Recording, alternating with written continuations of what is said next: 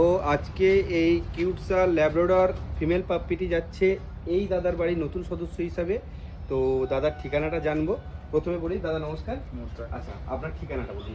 আমি আসছি কালীঘাট থেকে, কলকাতা কালীঘাট থেকে। কলকাতা কালীঘাট থেকে উনি আসছেন। আচ্ছা, আপনি যে আমার সাথে যোগাযোগ করলেন এই ডগটাকে অ্যাডাপ্ট করার জন্য, তো কীভাবে যোগাযোগ করলেন? অ্যাকচুয়ালি আমি ফেসবুক ঘাঁটছিলাম, ফেসবুক দেখতে দেখতে আপনাকে দেখলাম। তো আপনার এই পশু মানে পাপিস নিয়ে অনেক ভিডিওগুলো আমি দেখলাম, লাইক করলাম, পছন্দ করলাম।